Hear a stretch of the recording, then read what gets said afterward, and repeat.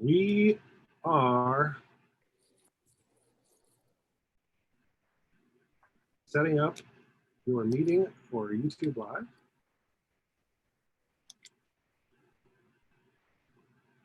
We are live.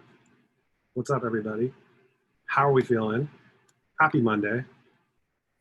Brian, I know you're working on that tweet to let everyone know that we're not in the same room today, unfortunately. Using technology to be in the same room digitally. Why? Or Zoom meeting.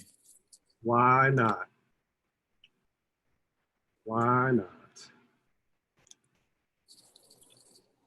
All right, perfect. Here we go. Sending out the tweet. Okay, what does this look like right now on YouTube? That looks good. Price looks good, but we're still both switching back and forth. What now? Still just switching back and forth. All right, I'm gonna send a tweet. Okay, do it. All right, do it. I'm gonna kill the share. So let me know. Oh, tweet's out, so we can start. Yep. I'm gonna have to edit this to kind of start right here, but it's okay. Yeah. What's up, man? How was your weekend? Dude, my weekend was fun. I did some like street preaching. Yeah, you did. Which like you've really like fired me up. That like just this, we have to, I don't know, we just have to be out there talking to people about it. So, and I just don't really care if I'm like the crazy person anymore. You are. I was in Sacramento just because there's other people already just planning to be out, you know, at the Capitol that day. And so I was like, why not? Sent the tweets out, looking to meet up with different Bitcoiners in Sacramento. And dude, Nick, BTC, offered to make me some these dope signs, sends them to Sacramento for me. And I picked them up and yeah, was able to just talk with people like all day out in the grass in front of the Capitol. And it was fun. That's amazing. Yeah. I love the new signs. Yes. They're going to look great in the garage, and we'll get them up and we'll bring them into the other conference room we meet in or whatever. Right on.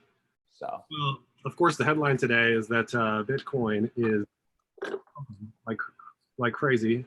Just over 11,000 now, up 12% on the day, at $1,200. How do you feel? How does this feel as a Bitcoiner? Someone who's been saying like, "Yo, Bitcoin" for so long. How does it feel to see something like today happen?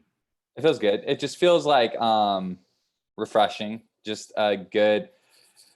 Because I mean, no one needs me to tell them. Like the last 4 months have been really weird. Like the last 4 months have just been an emotional, just like drain on I think everybody, and I've really felt it. And I've gone through just mood swings and so many feelings. So I'm thankful for just a fun, exciting day. I'm thankful for Bitcoin doing what we know it can do. No doubt. It's been hard to look away a little bit. You know, you try to get in the habit of just kind of price is what it is. But on a day like today, it's like mesmerizing, the movements, you know, because how do prices move? Like when you're looking at tickers, it's just an indicator of supply and demand, basic economics. Right. So what we're seeing today is nobody's selling. Yeah. There's no sell side liquidity. So it's just pump. And so you can just imagine what it's like being like at an OTC desk or an exchange, trying to fill those buy orders right now and not finding any sellers. You got to keep bidding it up. Right. And watching that happen in real time is just like. My buddy will always text me. He's like, why is Bitcoin doing this? And I'm like, more buyers and sellers. And he's like, a different day, why is Bitcoin doing this? More sellers and buyers. And it's like, and it sounds funny and I'm being funny like to him, but that really is what it is. And so on days like today, it is more than price. Like it really is. It's a collective sign of like the community working together. Like because it is. No, we're all holding together for like a better world is truly what's happening. And some people, here's, do you think everyone that's involved in Bitcoin, like I've heard some good discussions about like what are the incentives of each person involved in Bitcoin? Does everybody have the same incentives? Like, and so do you think everybody even realizes that they're all working together? Kind of like it is all working together? No way. Yeah. I think everyone's kind of in it for themselves to a certain extent, just from human nature. But I think Bitcoiners especially are pretty free-spirited, independent type thinkers. Pull yourself up by your bootstraps, which is great. It's just, it's why you get resistance when we refer to Bitcoin as a community, and we try to zoom out and see the bigger picture. But I think on days like today, there's nothing more unifying than a nice pump. Right. And I think the only maybe caveat to that is the criticism against the circular economy, or I've seen some comments about like spend and replace being loud on days like today, because it's like, if I would have done that, I would have lost out or whatever. And I just think days like today don't change the philosophical approach to growing the broader economy. Yeah. If anything, the people who we've been onboarding into the circular economy over the last several weeks, they got to be looking at days like today, and they are probably being like orange pilled into Bitcoin. Totally. In a concrete way, Totally. Well, and it's way easier, like this, taco place. Like, it's way easier on a fun day like today, telling, each person in line about it. Like, hey, you should look at this. It's an interesting day. Yep. Yeah. So, I mean, that said, I know we probably both stayed up late, kind of watching price action overnight. Sunday nights. I was watching Peter Schiff. I was watching Schiff and Pomp last night too. That's another way that got me really fired up. So I couldn't get to sleep very well. Give me the 20-second summary of what Peter Schiff said. The 20-second summary. Well, I'm glad it was on Peter Schiff's channel, and then Pomp just kept saying, like, he just kept saying his URL and his channel like over and over again, which is great, because that's he's just a genius marketer. And so it's great. I hope a lot of people, took him up on that offer and did that. And it just wasn't kind of the same as always. If you've watched them before, like, yeah. But I did think it was interesting because last night was a big night for gold. That was great. It was all-time highs for gold. And I thought it was interesting that Peter chose to have a Bitcoiner on to like celebrate, just kind of the way that today, me and you are just really kind of hanging out, like, and just enjoying like the hard work that's gone into this, and like just cool, just happy to be alive, happy to be a part of like something, happy to be a part of a solution. And I just thought it was interesting that it was like on, today isn't even an all-time high day, but we're just thankful to like be talking about a new solution, something that feels fresh in the world. Like Peter spent his all-time high day almost like not with an antagonist, but with like a, kind of having this conversation of like just still kind of a tense thing of like, well, what does this really mean? Like, and I just thought that was interesting that, I mean, they're friends, but I thought it was interesting who he chose to, hang out with on a big night for gold, rather than like just like another like gold guy that's just kind of like fired up together. Celebrating. Yeah. I mean, it's true. And so days like today do kind of bring everything full circle in terms of what we've been talking about. So to recap, last week on Monday Night Bitcoin, we talked about Noah and his ark, and how sometimes as Bitcoiners try to build the future, try to envision kind of the flood that's coming, it can feel isolating. It can feel like we're sort of the crazy person in town, people walking by us being like, there's Noah again, building that boat for the flood that he says is coming. And, it's not like today we're vindicated. It's, most people actually probably just scroll through and see, oh, it looks like Bitcoin had a big day. And I was thinking about how it's kind of been normalized with the stock market pumps and, Tesla and everything. So people probably don't give it like a second thought. They're probably just like, oh, it'll go back down just like everything else. But Bitcoiners know that we've been watching sideways action for so long. We've been watching whether it's stock to flow or various models, or just knowing the scarcity is going to be what drives the price as more and more people discover it. So today isn't we're not being vindicated by a 14% pump, but it is just another sign that things are changing, and sort of the winds of the economy are blowing in a different direction. Right. Yeah, we covered Noah, and then we also covered the revolution, and we covered how like some revolutions don't look like they appear in our head, and that was another story we talked about how when like Jesus is this like radical figure that is stuck with society, and the stories have been told about him, year after year after year. But it's like that very first day when he rode into Jerusalem and kind of had like his vindication moment a little bit. It didn't, he came in on a donkey. He didn't come in on a white horse. And so that confused a lot of people, and kind of talked about some parallels to Bitcoin and that Bitcoin doesn't, it doesn't always look like the revolution that people are like searching for. Right. And so, which brings us to what we're talking about today, which is this idea, another biblical concept of new wineskins, right? So basically, this goes back to Jesus saying that nobody takes old wine or new wine and pours it into old wineskins.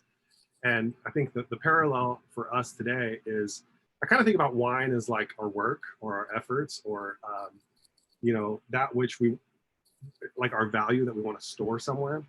And I think the parallel is, you wouldn't take your hard work and pour it into this old wineskin that you're watching be debased on the daily. As the government prints trillions of dollars, you don't want to tack on your value to that as if it's going to have staying power. Like, it's just like, I think we intuit that. I think we kind of know that deep down.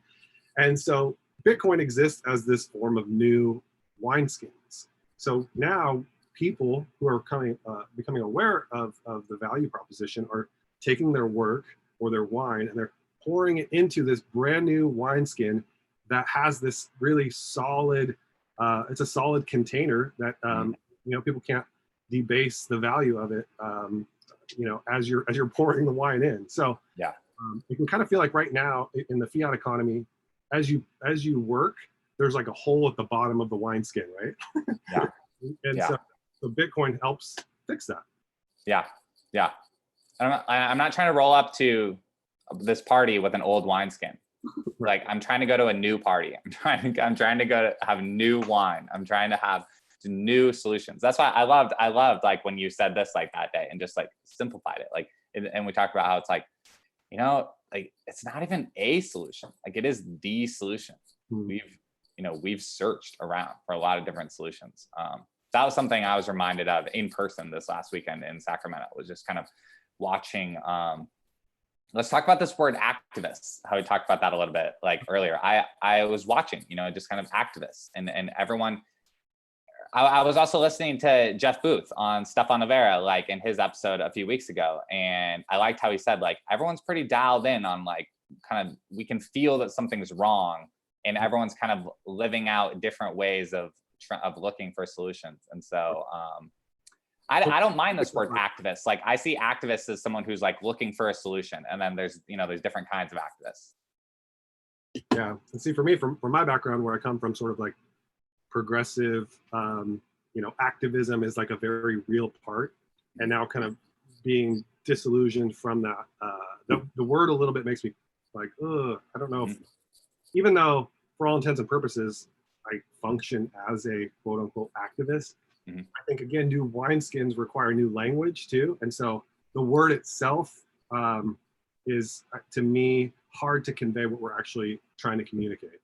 We talked about this like with capitalism too. It's the same thing. Capitalism in its purest form, we should talk about that. Like, that's a solution. But nowadays, when you say that word, people associate it with the reality of today, and people who don't really understand what capitalism is tend to shy away from that word. And so again, we need new words for new wineskins. Totally.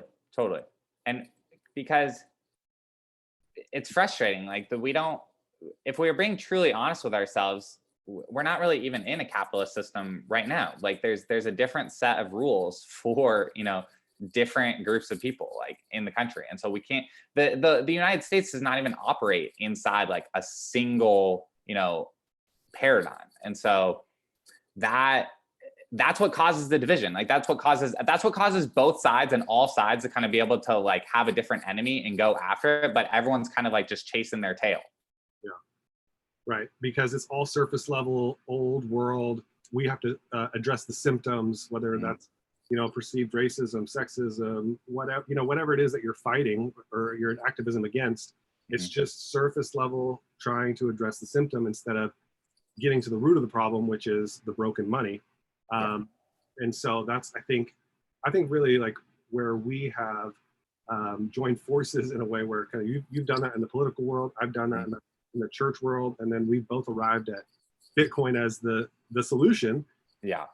And so I think it'd be interesting to hear from you, like, what has that been like, especially in an election year, as someone who, was a Trump supporter, still is like or whatever, but just more dissolution of politics in general. Yeah.